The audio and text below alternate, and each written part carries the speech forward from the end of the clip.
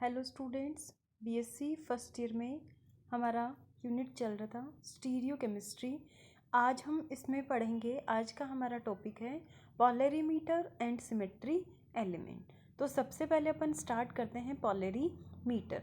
तो polarimeter is a scientific instrument used to measure the angle of rotation caused by passing polarized light through an optically active substance। पहले भी अपन ने पढ़ा था कि optically active substance क्या होंगे।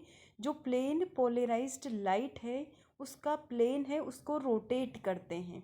तो कितना रोटेट होगा ये मेजर करने के लिए जो साइंटिफिक इंस्ट्रूमेंट काम में लिया जाता है उसी को हम क्या कहेंगे, पोलरीमीटर। ठीक है। अब यहाँ पे क्या, some chemical substances are optically active and polarized light will rotate either to left यानी क्लॉकवाइज डायरेक्शन में रोटेट कर देंगे या फिर एंटी क्लॉकवाइज डायरेक्शन में उसको रोटेट कर देंगे। The amount by which light is rotated is known as angle of rotation. यानी कितना रोटेट कर रहे हैं इसको हम क्या कहेंगे, एंगल ऑफ रोटेशन। और जितना रोटेट कर रहा है इसको अपन क्या कहेंगे, ऑब्जर्व्ड एंगल। इसको हम आगे की तरफ पढ़ेंगे इसका फॉर्मूला। अब देखो पोलराइज्ड लाइट क्या होती है। अब जो अनपोलराइज्ड लाइट है, अनपोलराइज्ड लाइट यानी superposition of many beam in the same direction of propagation but each with random polarization. इसमें हर डायरेक्शन में ये इलेक्ट्रिक कंपोनेंट है, ये लाइट के इलेक्ट्रिक और जो मैग्नेटिक कंपोनेंट है हर डायरेक्शन में मूव करते रहते हैं।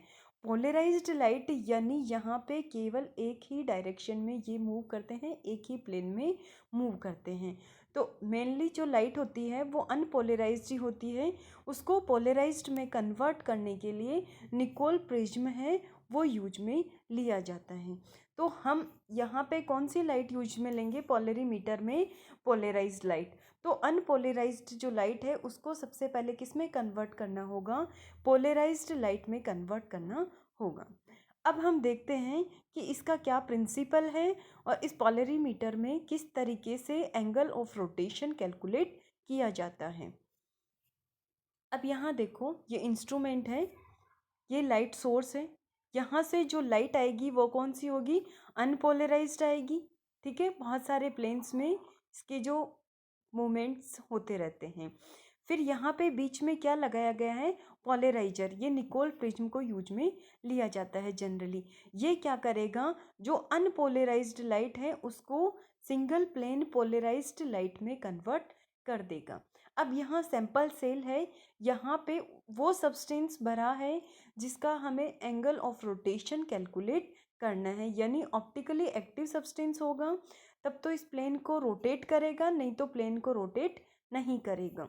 तो यहाँ पे इतना सैंपल भरा होता है और यहाँ पे डिटेक्टर होता है जहाँ अपन कैलकुलेट करते हैं कि ये जो एंगल है वो किस डायरेक्शन में रोटेट हुआ है। अगर इस डायरेक्शन में है क्लॉकवाइज तो वो डेक्सो रोटेटरी होगा, और अगर इधर की वो एंटी क्लॉकवाइज हो रहे हैं इसको हम क्या कहेंगे, लीवो रोटेटरी सब्सटेंस। ठीक है, तो ये है पोलरीमीटर की मैकेनिज्म। किस तरीके से लाइट सोर्स है, जो लाइट आएगी अनपोलराइज्ड उसको पोलराइजर से पास करेंगे। पोलराइजर है वो अनपोलराइज्ड लाइट को प्लेन पोलराइज्ड लाइट में कन्वर्ट कर देगा। फिर ये लाइट जाएगी सैंपल सेल में जहाँ पे सैंपल भरा है, जिस सैंपल का हमें एंगल ऑफ रोटेशन कैलकुलेट करना है। अब कितना रोटेशन हुआ ये किससे कैलकुलेट करेंगे, डिटेक्टर से कैलकुलेट करेंगे। ठीक है, अब देखो the ratio, the purity and the concentration of two enantiomer can be measured by polarimeter. यानी दो इनेंशियोमर ले रखे हैं, उनका रेशियो कैलकुलेट कर सकते हैं। कोई भी सब्सटेंस प्योर है या नहीं है वो कैलकुलेट कर सकते हैं, और दोनों इनेंशियोमर की कंसंट्रेशन कितनी है ये भी पोलरीमीटर से मेजर कर सकते हैं। Enantiomers are characterised by their property to rotate the plane of linear polarised light. Main property enantiomer की क्या होती है कि ये प्लेन पोलराइज्ड लाइट है, इसके प्लेन को रोटेट करता है।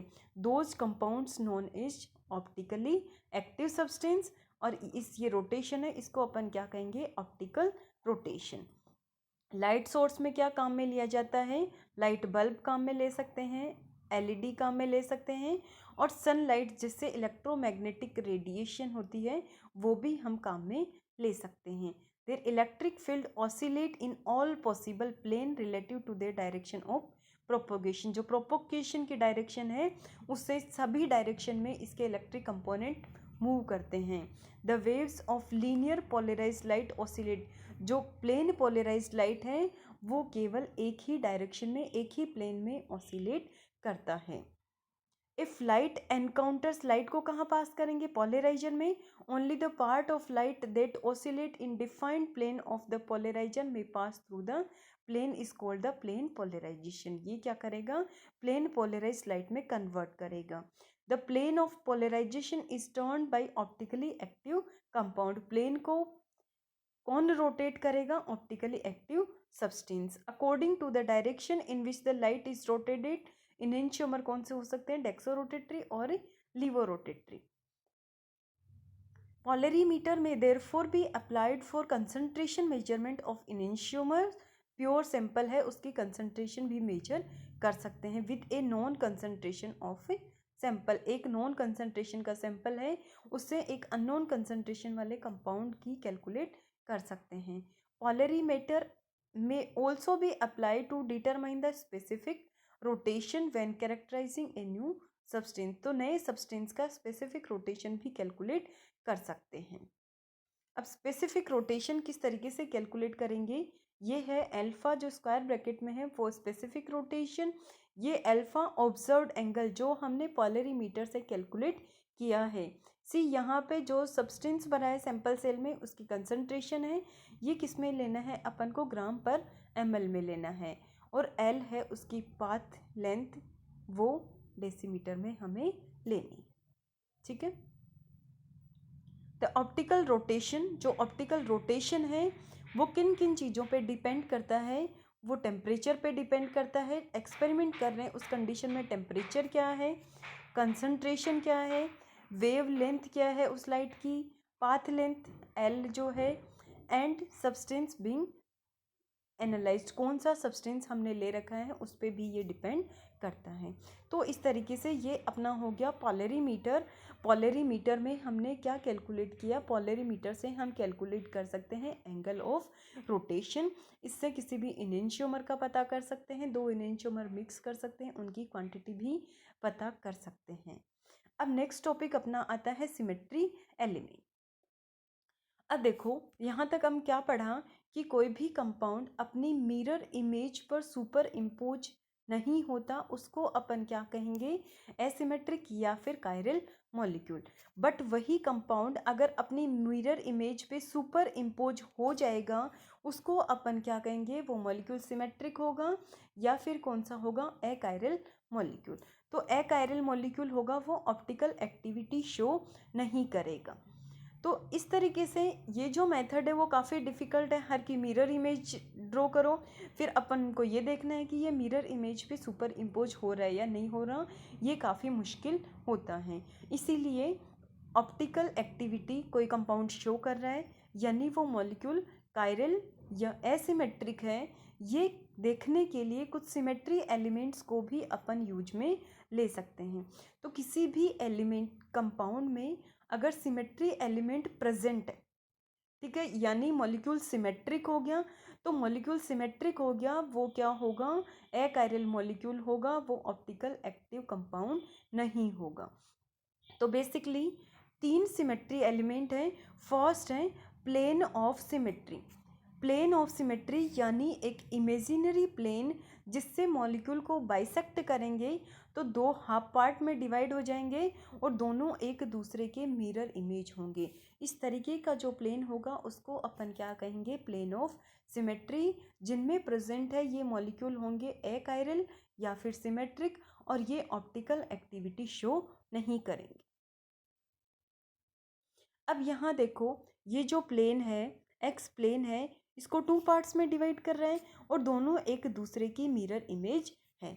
ये वाला जो प्लेन है ये भी इसको टू पार्ट्स में डिवाइड कर रहा है और ये भी दोनों एक दूसरे के मिरर इमेज हैं। इसी तरीके से यहाँ पे भी ऐसा ही है, ये दोनों एक दूसरे के मिरर इमेज हैं। ये भी हाफ पार्ट में डिवाइड कर रहे हैं और ये भी एक दूसरे के मिरर इमेज हैं। तो कोई भी प्लेन किसी भी मॉलिक्यूल को दो पार्ट्स में डिवाइड करें और दोनों एक दूसरे के मिरर इमेज हों, उसको अपन क्या कहेंगे, प्लेन ऑफ सिमेट्री। यानी मॉलिक्यूल में सिमेट्री प्रेजेंट है तो ये अकायरल मॉलिक्यूल होगा और ये ऑप्टिकल एक्टिविटी शो नहीं करेगा। अब देखो अपन इसमें देखते हैं सिमेट्री प्लेन इन 2,3 डाईमिथाइल हेक्सेन। ये 2,3 डाईमिथाइल हेक्सेन है।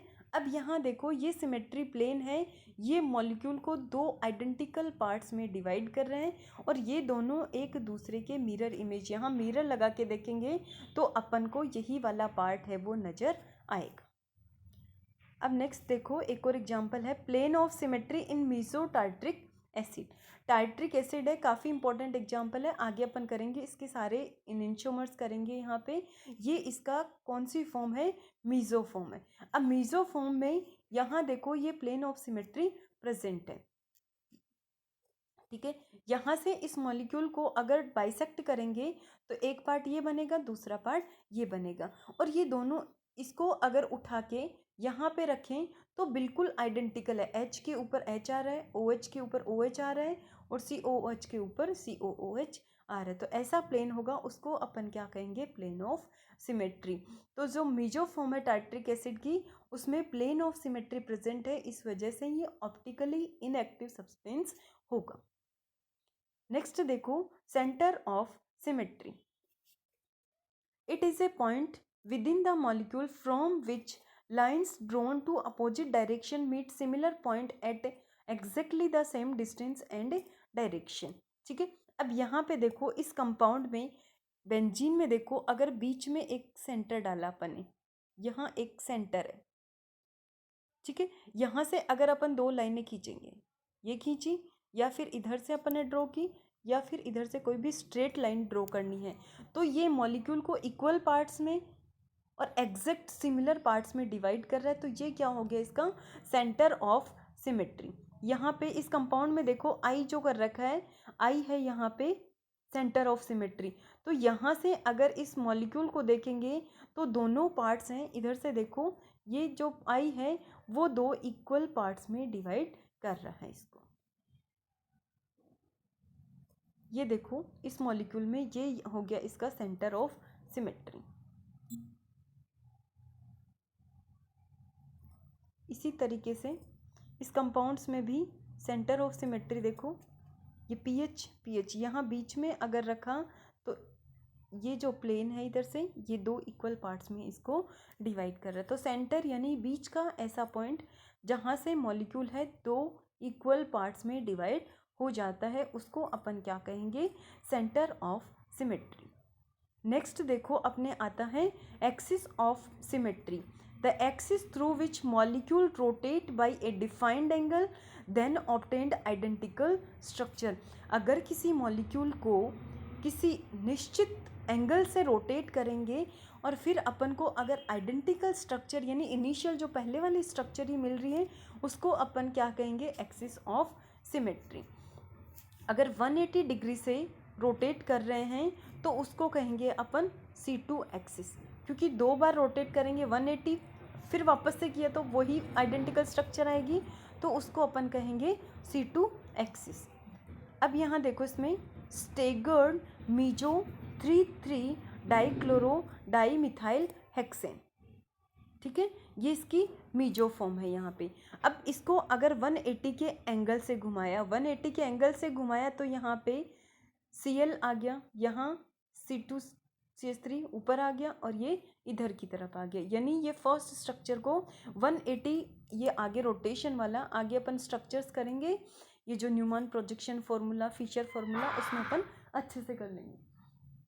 अब इसको देखो 180 डिग्री के एंगल से रोटेट किया तो सेकंड स्ट्रक्चर है। अब सेकंड की अगर अपन मिरर इमेज, अब अपन को फर्स्ट और सेकंड दोनों डिफरेंट नज़र आ रही है, लेकिन यहाँ पे सेकंड की मिरर इमेज लेंगे तो सेकंड की ये मिरर इमेज आ रही है थर्ड, और यहाँ पे देखो सेकंड की जो मिरर इमेज थर्ड है और फर्स्ट दोनों आइडेंटिकल है। यानी फर्स्ट को अपन ने किसी निश्चित एंगल यानी 180 के एंगल से रोटेट किया तो सेकंड आया, सेकंड की जो मिरर इमेज है वो तो फर्स्ट ही है, यानी फर्स्ट और थर्ड दोनों एक जैसे हैं, तो सेकंड और फर्स्ट है ये भी आपस में एक जैसे होंगे। तो ये हो गया, इसमें एक्सिस ऑफ सिमेट्री प्रेजेंट है। एक्सिस ऑफ सिमेट्री प्रेजेंट है यानी ये मॉलिक्यूल कैसा होगा, अकायरल मॉलिक्यूल होगा। ठीक है। अब इसी तरीके से मीजो टार्ट्रिक एसिड है, उसमें भी देखो मीजो टार्ट्रिक एसिड है, ये स्टेगर्ड फॉर्म है इसकी। स्टेगर्ड फॉर्म को 180 एंगल से रोटेट किया तो अपन को ये फिफ्थ वाली स्ट्रक्चर मिली। अब इस फिफ्थ वाली स्ट्रक्चर की अगर मिरर इमेज लेंगे तो इसकी ये जो मिरर इमेज है वो तो इस इनिशियल स्ट्रक्चर जैसी की जैसी है, यानी दोनों स्ट्रक्चर हैं वो एक जैसी ही हैं, इनमें कोई फ़र्क नहीं है। तो दोनों आइडेंटिकल है, दोनों में एक्सिस ऑफ सिमेट्री प्रेजेंट है, यानी ये मॉलिक्यूल कैसा होगा, एक कायरल मॉलिक्यूल होगा। ठीक है, यही इसका ये सोहर्स फॉर्मूला है और इसी के लिए ये फिशर प्रोजेक्शन फॉर्मूला है वो ड्रॉ कर रखा है। ये हम आगे की जो पढ़ोगे, आगे जो क्लासेज होंगी उनमें आएगा Newman projection formula, Fischer projection formula और सोहर्स फॉर्मूला किस तरीके से ड्रॉ करेंगे। तो इस तरीके से ये हो गया अपने symmetry elements, plane of symmetry, centre of symmetry और एक्सिस ऑफ सिमेट्री। तीनों में से कोई भी सिमेट्री एलिमेंट अगर मॉलिक्यूल में प्रेजेंट है तो मॉलिक्यूल कैसा होगा, वो सिमेट्रिक होगा। सिमेट्रिक यानी अकायरल होगा और ऑप्टिकल एक्टिविटी शो नहीं करे। तो ऑप्टिकल एक्टिविटी के लिए कायरल कार्बन देखना ही सफिशिएंट नहीं है, कायरल कार्बन के अलावा अब इसमें देखो कायरल कार्बन तो प्रेजेंट है, एक ही नहीं दो दो कायरल कार्बन, ये वाला कार्बन है वो भी कायरल कार्बन है और ये कार्बन भी कायरल कार्बन है। ये कायरल कार्बन तो है बट इस मॉलिक्यूल में एक्सिस ऑफ सिमेट्री प्रेजेंट होने की वजह से ये ऑप्टिकली इनएक्टिव सब्सटेंस होगा। तो ऑप्टिकल एक्टिविटी के लिए ब्रॉडली क्या देखा जाता है कि उसमें सिमेट्री एलिमेंट प्रेजेंट नहीं होना चाहिए। सिमेट्री एलिमेंट अगर प्रेजेंट है तो मॉलिक्यूल कैसा हो जाएगा, एसिमेट्रिक हो जाएगा, मॉलिक्यूल सिमेट्रिक हो जाएगा और वो अकायरल हो जाएगा, ऑप्टिकल एक्टिविटी शो नहीं करेगा। तो यहाँ पे जो टार्ट्रिक एसिड है उसकी मीजो फॉर्म होती है वो ऑप्टिकली इनएक्टिव फॉर्म होती है, उसका कोई भी रोटेशन नहीं होता। Okay, thank you.